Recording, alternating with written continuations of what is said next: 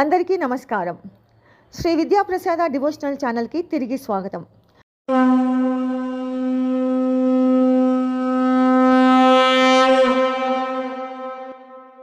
వైశాఖ పురాణం 21వ అధ్యాయము.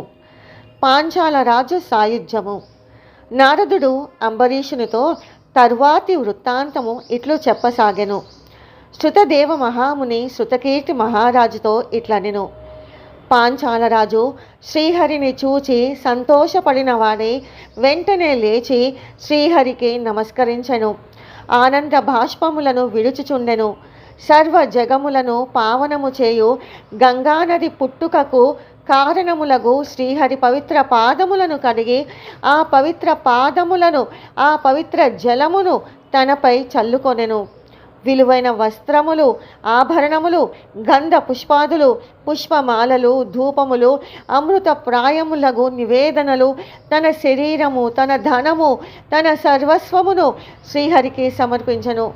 ప్రాచీన పురుషుడు, నిర్గుణుడు, సాటి లేని వాడు అగు శ్రీ మహావిష్ణువును ఇట్లు స్తుతించెను. స్వామి, నీవు దేని యందును ఆసక్తుకుడవు కావు, ఏదియు అంటని వాడవు, సృష్టికర్తలకు అధిపతివి, పరాత్పరుడవు. నీ మాయకు లోబడని తత్వవేత్తలును సృష్టికర్తల నెరుగు విషయమున అజ్ఞానవంతులగుచున్నారు. 2. తత్వ విధులను మాయాచరితములైన గుణముల యందు చిక్కుకొని విచిత్రమగు భగవంతుని చేష్ట నెరుగు లేకున్నారు. కోరిక లేని ప్రభువా, దీనినంతయు సృష్టించిన వాడవు నీవొక్కడవే. ఈ ప్రపంచము సృష్టించిన వాడవు, రక్షించు వాడవు, నశింపజేయు వాడవును నీవొక్కడివే. 3. స్వామి, నీవు కోరికలన్నీ తీరిన వాడువు. అయినను దేవాసురులకు సుఖ దుఃఖములను కలిగించుటకై సత్వగుణమునంది శిష్ట రక్షణకు అవతరించుచున్నావు. 4.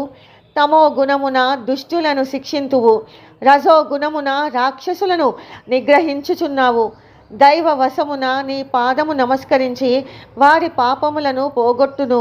హృదయమున భావన చేసినచో శుభయోగములకు పరిపాకమును కలిగించి తీర్థమగుచున్నది. 5. స్వామి, గర్వము, భక్తి. రిపీట్. 5. స్వామి, గర్వము, భక్తి వీనికి లోబడని జీవులు నీ పదములను సేవించినను సంసారము, పుట్టుక అను కాలసర్పము బంధమునకు లోబడి పునర్జన్మాది దుఃఖములచే పీడింపబడుచున్నారు. 6. నేనును ఇట్టి వాడనై ఇంటింటికి తిరిగి ఎలుకలను తినుచు బలిసిన పిల్లి వలె నీ పాద భక్తిని మరచి ప్రతి జన్మయందును పునర్జన్మాది దుఃఖములను పెంచుకొనుచుంటిని. ఏమియు దానము చేయలేదు, నీ కథలను వినలేదు, ఉత్తముల సేవయును చేయలేదు. 7.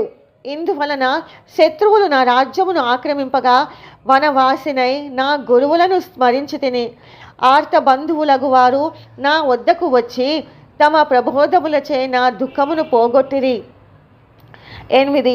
ధర్మార్థ కామ మోక్షములను స్వర్గమును కలిగించు వైశాఖ వ్రత ధర్మములను వారి బోధింపగా నేను వారు చెప్పిన శుభకరములగు వైశాఖ ధర్మములు ఆచరించితిని. 9. అందువలన నాకు సర్వోత్తమమగు శ్రీహరి అనుగ్రహము కలిగినది. అందువలన ఉత్తమ సంపదలు అధికములుగా ఒసగబడినవి. అగ్ని, సూర్యుడు, చంద్రుడు, నక్షత్రములు, భూమి, నీరు, ఆకాశము, వాయువు, మాట, మనస్సు మున్నగు వానిని సేవింపలేదు. 10. వైశాఖ వ్రతమున శ్రీహరిని మాత్రమే ధ్యానించితిని. సూర్య ఆదిలను ఉపాసించలేదు. అవి అన్నీ స్థిరములు కావు. అన్నిటినీ ఈశనత్రయమున విడిచి నీ పాదములను నిన్ను ముహూర్త కాలమును సేవించినను కోరినది సిద్ధించును. 11.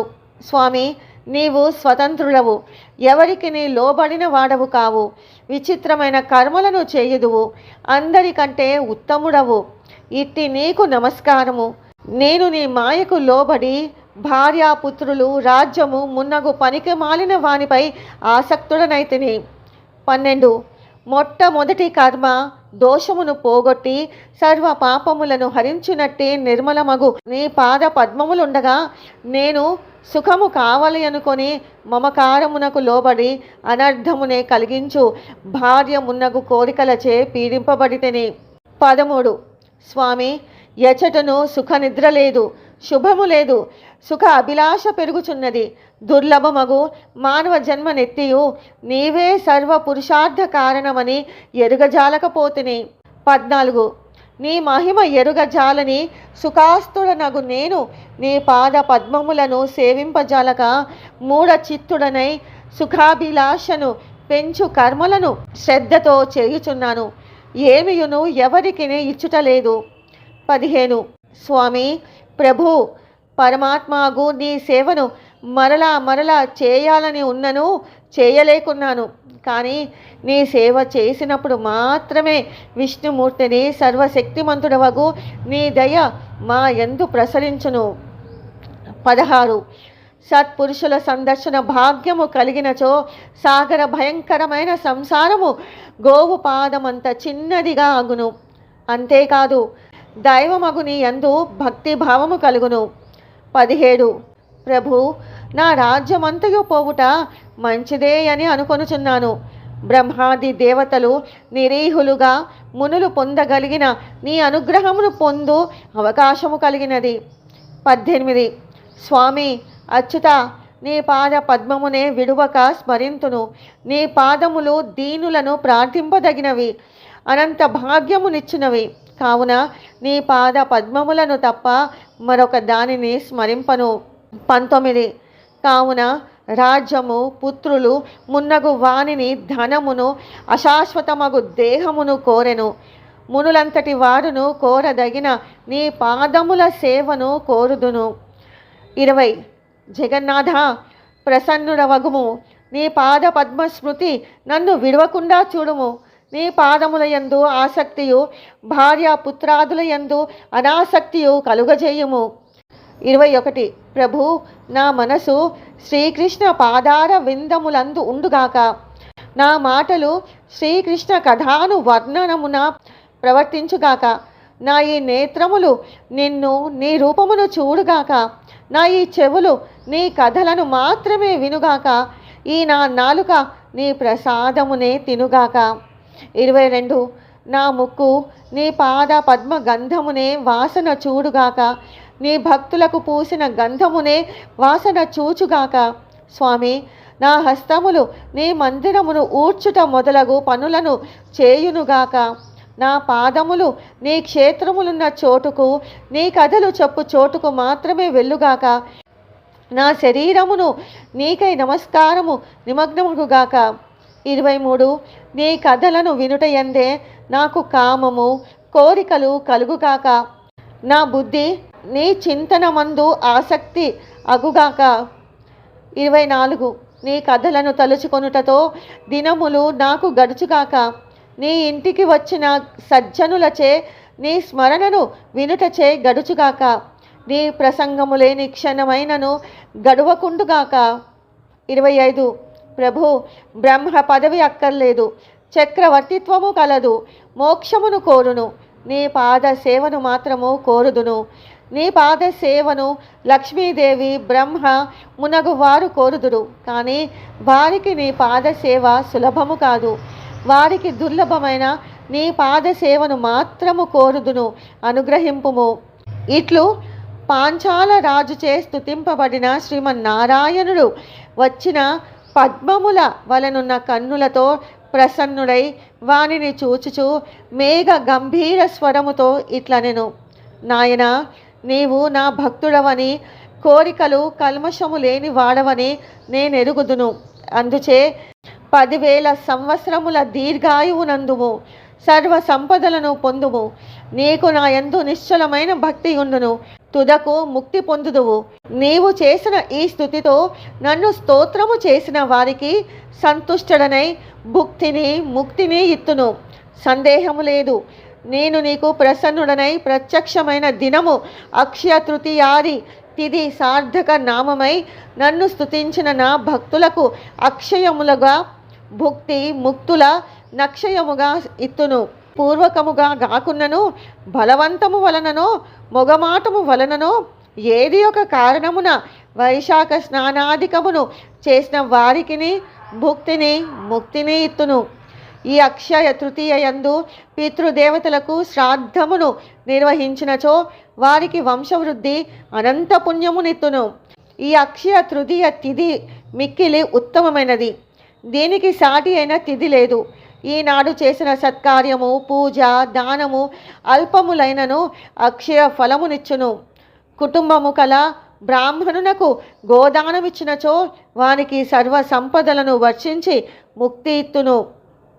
సమస్త పాపములను పోగొట్టు వృషభ దానమును చేసిన వానికి అకాల మృత్యువే కాదు కాల మృత్యువును కూడా పోగొట్టి దీర్ఘాయుర్ధాయము ఇత్తును. వైశాఖ వ్రతమును దాన ధర్మములను యథాశక్తిగా చేసిన వారికి జన్మ జర మృత్యు వ్యాధి భయములను సర్వ పాపములను పోగొట్టుదును. వైశాఖమున చేసిన పూజ దానము మున్నగు వాని వలన సంతోషించినట్లుగా నితర మాసముల యందు చేసిన పూజాధికమును సంతోషపడును. వైశాఖ మాసమునకు మాధవ మాసమని పేరు. దీనిని బట్టి నాకు ఈ మాసము ఎంత ఇష్టమైనదో గ్రహించవచ్చును. అన్ని ధర్మములను బ్రహ్మచర్యాది వ్రతములను విడిచిన వారైనను వైశాఖ వ్రతము ఆచరించినచో నేను వారికి ప్రీతుడనై వరములనిత్తును. వైశాఖ వ్రతమును దానాదులను ఆచరించిన వారు తపస్సులకు సాంఖ్య యోగములకు యజ్ఞ యాగములకు సాధ్యము కాని నా సాన్నిధ్యమును చేరుదురు. ప్రాయశ్చిత్తమే లేని వేల కొలది మహాపాపములు చేసిన వారైనను వైశాఖ వ్రతము ఆచరించిన పాపక్షయమును అనంత పుణ్యము ఇత్తును. నా పాద స్మరణచే వారిని రక్షింతును. పాంచాల మహారాజా, నీ గురువులు చెప్పిన దానిని అడవిలో నున్నను భక్తి శ్రద్ధలతో ఆచరించి నాకు ప్రీతి పాత్రుడవైతివి. కావుననే ప్రసన్నుడనై నీకు ప్రత్యక్షమైతిని. నీకనేక వరములనిచ్చితిని అని పలికి శ్రీహరి అందరును చూచుచుండగానే అంతర్ధానము పొందెను. పాంచాల రాజును శ్రీహరి అనుగ్రహమునకు మిక్కిలి ఆనందము పొందెను. శ్రీహరి అందు నిశ్చల భక్తియుక్తుడై పెద్దలను గౌరవించుచు చిరకాలము ధర్మపూర్ణమున రాజ్యమును పాలించెను. శ్రీహరిని తప్ప మరెవరిని ప్రేమింపలేదు, గౌరవింపలేదు. భార్యాపుత్రాదుల కంటే శ్రీమన్నారాయణుడే తనకు కావలసిన వాడని నమ్మి సేవించెను. భార్యాపుత్రులు పౌత్రులు బంధువులు పరివారము అందరితో కలిసి వైశాఖ వ్రతమును దాన ధర్మాదులను పలుమార్లు ఆచరించెను. చిరకాలము సర్వసుఖ భోగములను పొంది తుదకు శ్రీహరి సాన్నిధ్యమును చేరెను. ఉత్తమమైన ఈ కథను విన్నను వినిపించినను సర్వ పాప విముక్తులై శ్రీహరి సాన్నిధ్యమును చేరుదురు అని శృతదేవుడు శృతకీర్తి మహారాజునకు చెప్పెను. ఈ విధముగా నారదుడు అంబరీషునకు వైశాఖ మహిమను వివరించుచూ చెప్పెను. వైశాఖ పురాణం 21వ అధ్యాయము సంపూర్ణము. ఓం నమ శివాయ. ఓం నమో నారాయణాయ. స్వస్తి.